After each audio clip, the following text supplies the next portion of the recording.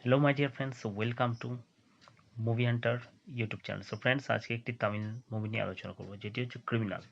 মুভিটি প্রকাশ পায় 1995 সালে এবং পরিচালনা করেছেন মহেশ ভাট ও প্রধান চরিত্রে অভিনয় করেছেন নাগার্জুন, মনীষা কৈরালা, রামাকৃষ্ণন, নাসিরুদ্দিন শাহ ও আরও অনেকে।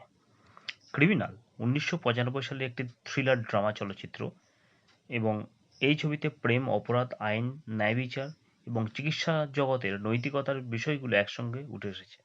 গল্পের কেন্দ্রে রয়েছেন একজন সৎ দক্ষ চিকিৎসক, যিনি একটি খুনের মামলায় জড়িয়ে পড়েন এবং নিজের নির্দোষিতা প্রমাণের জন্য কঠিন সংগ্রাম করেন। গল্পের শুরু হয় ডক্টর অজয় কুমার নামের একজন প্রতিভাবান ও সৎ সার্জনকে নিয়ে। তিনি রোগীদের প্রতি অত্যন্ত আন্তরিক এবং সবসময় মানুষের জীবন বাঁচানোর চেষ্টা করেন। তার স্ত্রী স্বাতী একজন স্নেহশীলা ও শিক্ষিতা নারী, দুজনেই সুখের সংসার দেখে সবাই ঈর্ষা করে। একদিন হাসপাতালে গুরুতর আহত এক তরুণীকে ভর্তি করা হয়। অজয় নিজের সর্বোচ্চ চেষ্টা করে তার প্রাণ বাঁচান। এই ঘটনায় হাসপাতালে সবাই তার প্রশংসা করে। কিন্তু সুখ বেশি দিন স্থায়ী হয় না। শহরের ধারাবাহিকভাবে কিছু রহস্যময় অপরাধ ঘটতে শুরু করে। পুলিশ একজন প্রভাবশালী ব্যবসায়ীর হত্যাকাণ্ডে তদন্ত শুরু করে।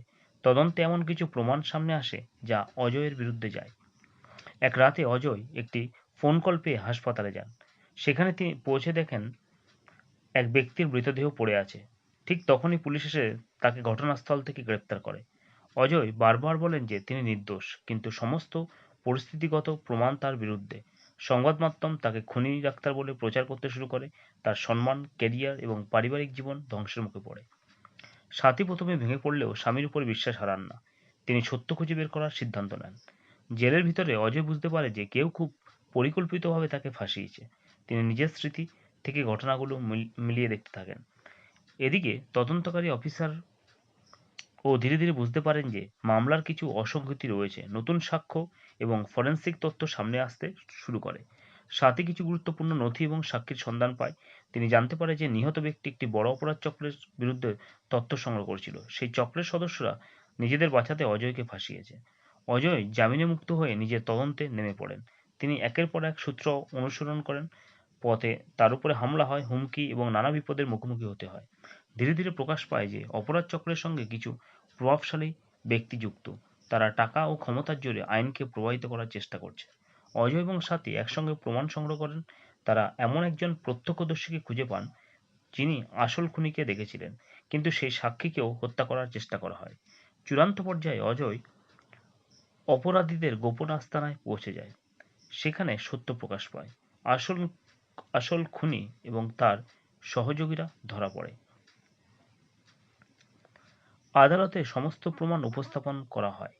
বিচারক ঘোষণা করে যে অজয়ের বিরুদ্ধে আনা অভিযোগ মিথ্যা ছিল। তিনি সম্পূর্ণ নির্দোষ। অপরাধীরা কঠোর শাস্তি পায় এবং অজয় তার সম্মান ফিরে পায়। তিনি আবার চিকিৎসক হিসেবে মানুষের সেবা শুরু করেন।